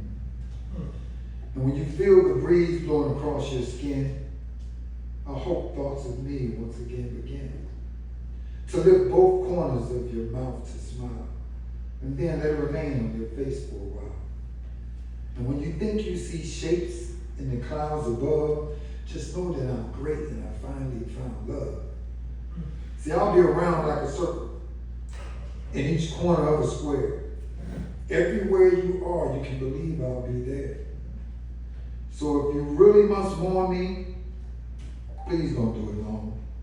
I'd rather you think of me when you read a cool poem, or when you hear a nice song on the radio station. It's not a time for sorrow, but a time for celebration. But as for you, I hope and pray that heaven will wait. Even though we know God makes no mistakes. So when you do arrive on that date, I'll be standing with open arms right at the gate.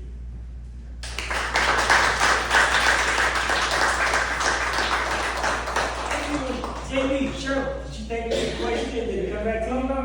He had asked early on if there was a time in which you would go back, and that was what I was, but yeah. When would you go back?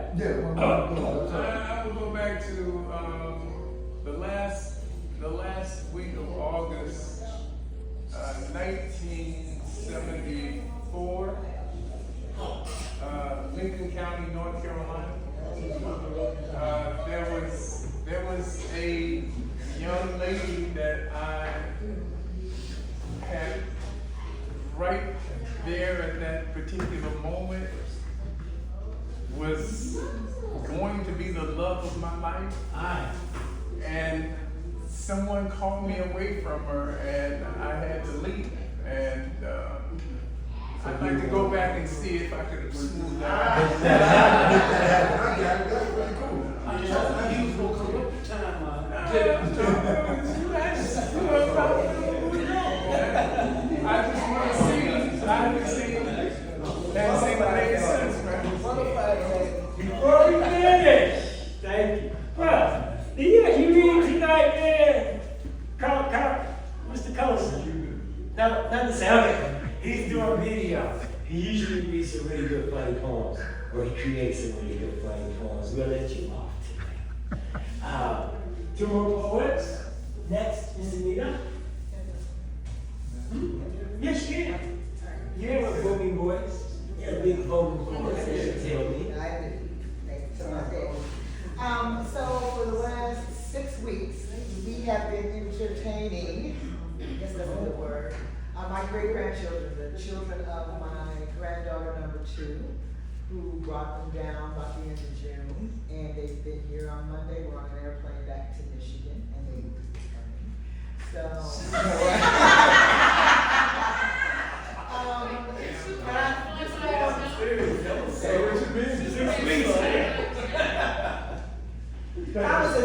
thankfully very helpful in the care of the very energetic children. And my 8-year-old great grandson and his 4-year-old little sister. So for me, because I'm so far away from all of my descendants, and it's really, really difficult to get them to come to This miraculous town. the MON. They have no feeling at all. I'll say it for them. Which makes me feel some kind of way because I'm in this place, but we're not gonna go over that too much. So having my great grandchildren here gives me some connection to my home. This is not my home. My home is in Michigan. It will always be there. I reside here, yes. Right. However, I wasn't able this summer because I'm tired. I feel you, Adam. I'm tired. So usually I drive to Detroit, and I'm kind of tired of doing it alone because it's a long trip. It's 700 miles, and I do it in one clip. And I just couldn't do it after traveling there 5 times last year. They weren't all. It was 3 times driving, twice flying. But I just said this year I'm going to kind of pull back. So when I return on Monday, I'll be there for 8 days, and that is my summer trip. That's usually 3 to 6 weeks. My thing is, if you want to see Nana, you'll have to come see Nana. You know. Anyway, this poem, I've read it once before, kind of in keeping with Thomas's theme for tonight, at least in the title. And the title is An Ice Cube in Tepid Tea. That's how I'll figure myself. Okay. Anyway, these 4 scenes are all about me. Scene 1. I am a lone ice cube in a glass of tepid tea, unable to melt into my surroundings and just be. Tepid, you see, not hot, not even warm, yet ambient, still, unmoving. If not alone and with other ice cubes, when together a community of frigid liquid transients formed ununiformly to sustain iciness until swallowed by the success of goals seen to fruition, all the very essence of cool. Cut to scene 2. Low-key, hidden wet tears to silent crying with eyes that remain dry. Smiling face, stone still, screaming soundlessly, rolling on the floor, not laughing, in terror and grief, climbing the walls, banging head on ceiling, then falling down, planted, yet afraid to plant, afraid to rise, realizing that opting to sit frozen and heartbroken, expecting eventual disintegration into nothingness is not an option at all. That's not how this works. Fears of loss and death and boredom and pain and imagined inability to follow up and finish haunt my sleeping dreams, which either show me who I really am or show me who I wish to be. I, Yoda, my reality, which most of, ultimately, who I'll become by me determined. Scene 3, a lone ice cube in tepid tea melts slowly, making its environment incrementally cooler, creating transitory peace until disappearing into the mix. Intention of dreams swallowed whole before flushing into the void, created by shortchanged energy, short timing, and a shortage of good juju. Recipe for hope and continued forward movement. Scene 4, warming creaky joints by dancing to the rhythm of an old school beat to conjure instant joy, wrapped snugly in an A1 fantasy dream, Act 3 finish line scenario, starring a big old house with too many windows to clean, countless bookshelves, cubbies, closets for far too many shoes and earrings, racks, rooms, and spaces for long memories, places for kitty cats to roam and hide from children, grandchildren, godchildren, and their children who come to visit often, never really wanting to leave. Shields me temporarily from the hard to describe, harder to experience, yet nonetheless whelming disposition of being a lone ice cube in a glass of tepid tea.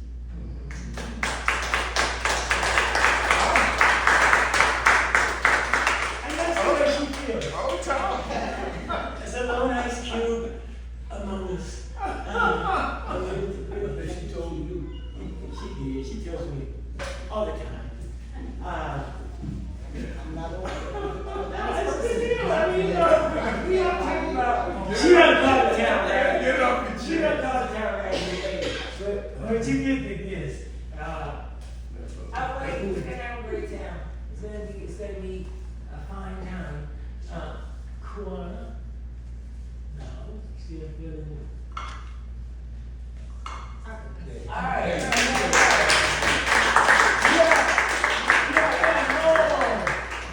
You gonna say anything but anything. And these walls in 9.5 or 10 years we haven't heard before, right? A lot. It's been a good lot too.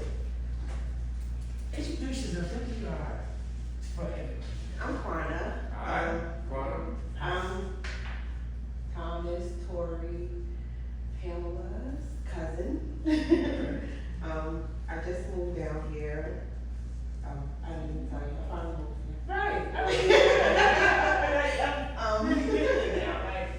I'm from New York, but I finally moved to Raleigh 2 months ago.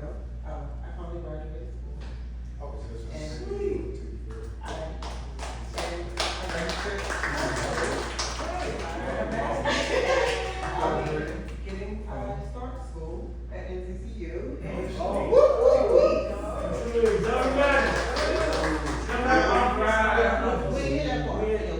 Yeah. We need that part. You going there for what? Yeah. I'm going for my master's in social work. So yeah.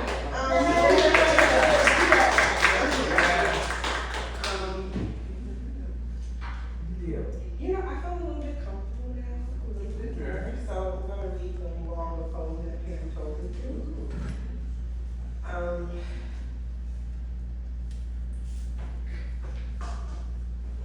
It has been said that you can't grow without forgiveness. I've hated you since before I really understood what hate was. Angry, hurt, bitter, and ashamed. No innocent child should ever be made to feel this way. Then have to grow into a woman and stand tall and face all adversities. When deep inside is so many insecurities. The little girl is still covering her body, hiding in the corner, filled with tears and a whole lot of fears. I've hated you ever since. I've hated you since before I really understood what hate was. Tarnished by your sin against me, I vow to hunt you like the wild and take back what you took from me, my life. All the while with vengeance and determination. In this concrete jungle, I punish you for this abomination. I have you now, stalking you like the prey you took me for. But as you look into my face, I realize you didn't even recognize what was above my waist. My face, it appears you've never seen. I wonder if I drop my pants, will I seem familiar then? But I realize I'm grown, and it doesn't even matter or appeal to you. A coward is what you've been destined to be. Scum of the earth is what I see. I've hated you since before I really understood what hate was. As the hate for you flows through my blood, I realize you still have me pinned under your knees on the rug. I'm shaking and scared, prepared for what you're about to do to me. I breathe deep, realizing the nightmare I once lived is no longer holding me. I open my eyes and I see what I once dreamed now has come to life. A wife, a mom, my own loving family. So in the end, you do not win. So with these words, I will end all the hurt, frustration, and all the pain. So with these words, I end all of this, and you do not win. So with these words, I end everything. And surprisingly, I thank you. Because of you, I know what your type looks like. I know what to protect my kids from, because I know what you like. A victim like me, my children will never be. So be careful and step sparingly. Because of me, you breathe another day. Because I did have my gun aimed directly your way. Matter of fact, my kids saved you, because without me, I couldn't teach them about you and your kind. I've hated you since before I really understood what hate was. Take this hold off of me. The retaliation I have inside of me, I have set free. I've never said this to anyone before, but the sick, sadistic bastard that you are, I can now, Listen, I've hated you since before I really knew what hate was. Take this hold off of me. The retaliation I have inside of me, I have set free. I've never said this to anyone before, but the sick, sadistic bastard that you are can now snore. Because I forgive you. There, I've taken my power back. Now I can finally be happy and love someone fully back. No chains, no locks, just all of what I truly deserve back. Love and care, and finally be free to make love to someone without having flashbacks of little me. I don't feel punished, I don't feel pain. He has helped me to close all of these things. Soon, I will be his wife. And for him, I must take back my life. So from this day on, I will always be free, because you no longer scared little me, a grown woman, mature and bright. So I know this is what I must do to be free and live my life. Over your shoulders, you will always be, because we all know what you will forever be. So these 3 words I say once more: I forgive you. And shut that door.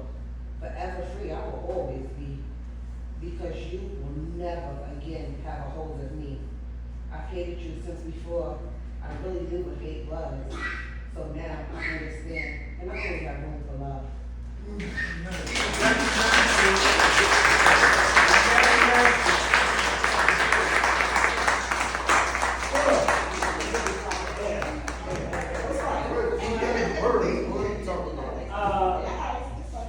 Right, comments, anything? Yeah, that was fire.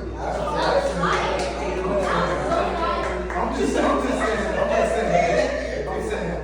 saying to be able to put that in context like that, to put the word, and it just went through everybody. They can't tell me. Yeah. They can't tell me that. Nobody there could say that you are, you're lying. Because I know what field is, and that was deep. That was really deep. And I applaud you for that. I really do. That was, you heard that was magical. That was really something. Thesis material. It was. That's what I was thinking about, because I'm serious. I got pretty much fired for one kind of principal said, why you let the students write this shit? You know, because they were right there. And I'm like, that's why these girls are 2 grades behind, and you know, like they should be in the 11th grade and then 7th, 8th grade. I forget what they used to call it. If you read this, that's where they're behind, and they've been getting bothered. You know, and they can't, you know, just read it. And we ask me, why you let them write this? I say, because it frees them. You know, and got it. 3 or 4 of my students this semester wrote those type of, you know, poems. So you know that this stuff goes on. And I'm sorry. The person is for yourself. It's for you. But no, I mean, I'm just sorry for, you know, like women have to be so on guard. So, On the camera. You read one a few weeks ago of the same ilk. and that's just so, not crazy. I remember. Because we share that as his cousins. We share that. Yes, And mama did. It's one like or that. another, like It goes we have on. canonically can sit there and just said things to each other, but it makes you feel better. But what I wanted to say is that stop telling your children what happens in this house stays in this house, because that protects the predator. Speak about it, talk about it, because the predator knows he's safe when you don't want the stigma on your family. Stigmatize that family so that predator can be caught and can no longer do the act called generational curses being broke. Ricky Smiley had a good one on the show, actually, one day to speak about that. That was like, I said, man, Ricky Smiley telling my son good. Ricky Smiley also said, I'm going to say, he was talking about he was talking about the deportees, right? And he was saying what they should do is to deport these guys riding around doing these drive-bys and stuff like that. I'm all for that. I'm like, you know, I like that too. You know, they're like, oh, everybody's gonna pay with you. We're gonna send you somewhere else. I think that would cut it down a lot. You know, the drive-bys, the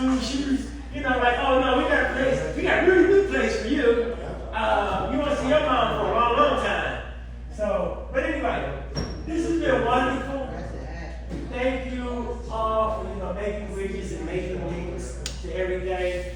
Before we go, we have one more poet. And before we go, Kiki's gonna say goodbye to you. But our last poet of the night is Miss KJ Carter. Will you thank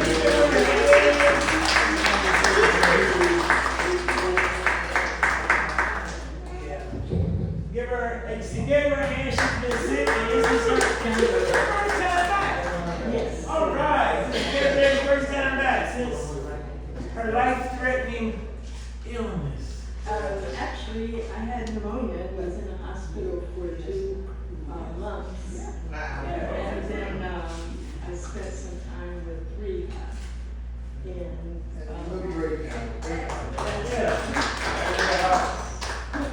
the first thing I'm going to talk about is there's a poet in Mississippi, and it's called, I've never met her except online. And her name is Lori Parker. And this book is full of highlights, Starlight, and she wrote in it to me. Oh, wow. So her poem is an ode to flip-flops. Flip-flops.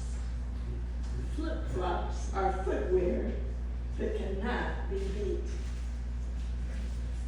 A statement of leisure that we make with your feet.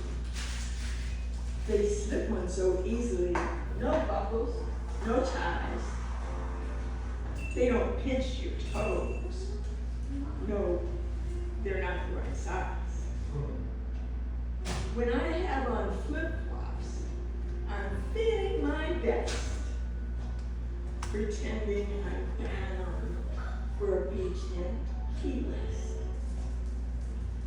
Cheap, lightweight, not shoes of summertime happy. Life is so sweet when you walk through it snappy.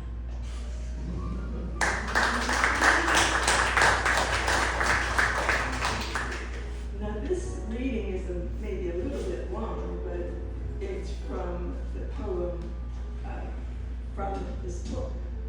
10. Somebody, I got some really nice poems there. Okay.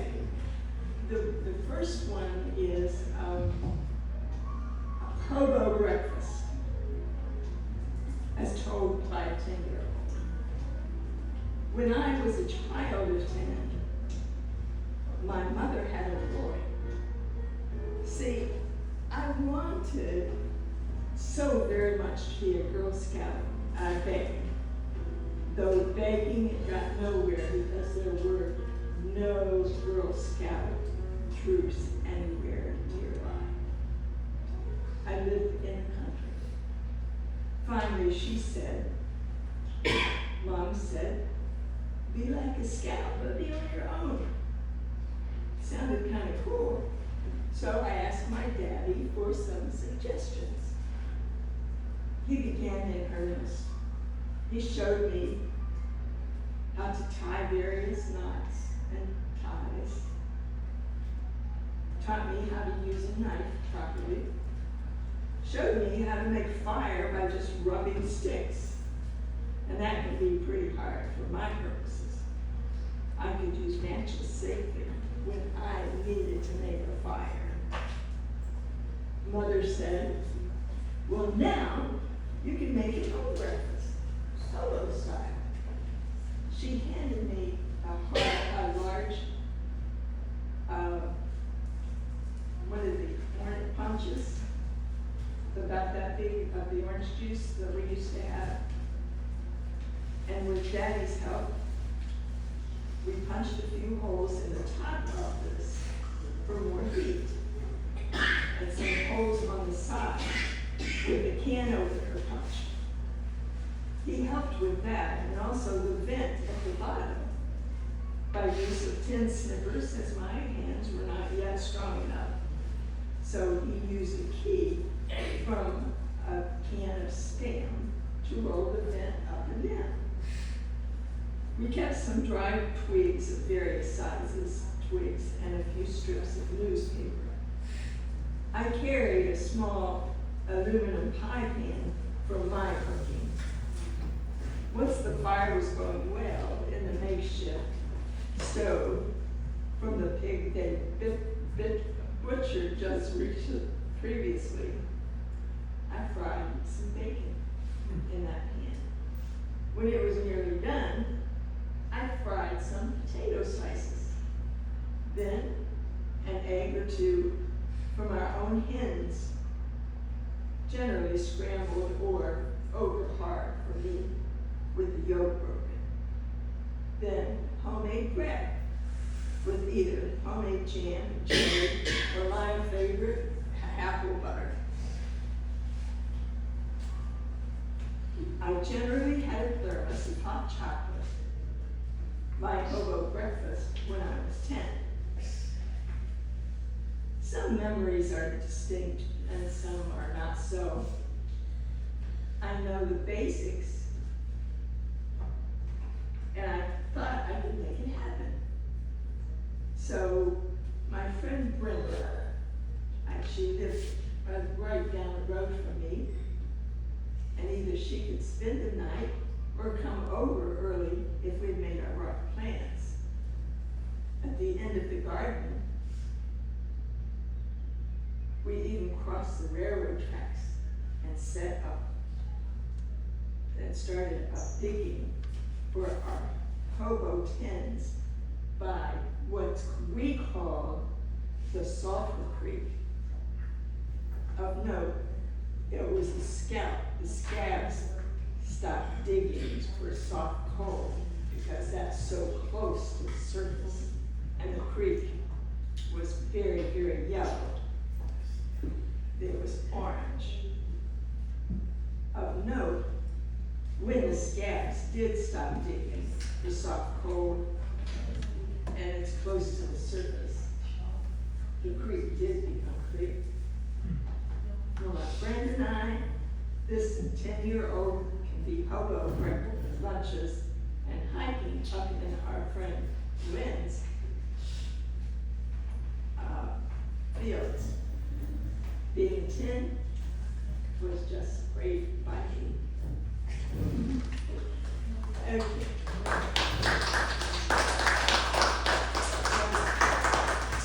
Going by the book, 10. Everybody sees 10. 10 times 10 decibels equates Jiminy Cricket. I walk for you, you walk for me. The cadence of life, as life should be. Jiminy Cricket, done gone inside. Does the church all night, just calling his bride? I have 2 legs. I walk legs of 4 every morning, but those darn legs are 6. Ain't loud plastic kitchen screen door. Legs of 8 outruns cake. Okay. And I believe that is it.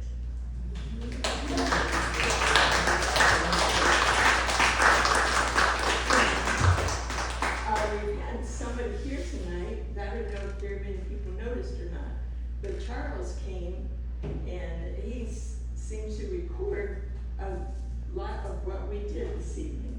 So I think we should give Charles a hand too.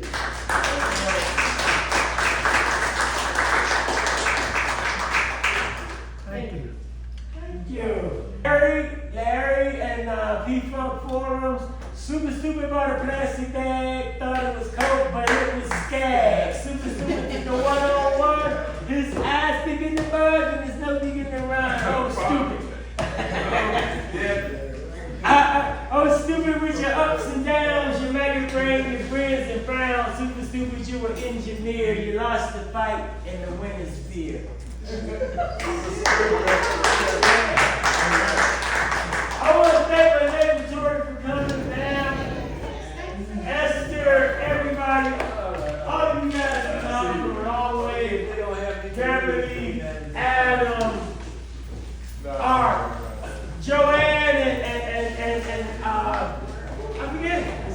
past my bedtime, but Joanne and KJ for bringing the food. Sterling is there to play some music out there, meal around.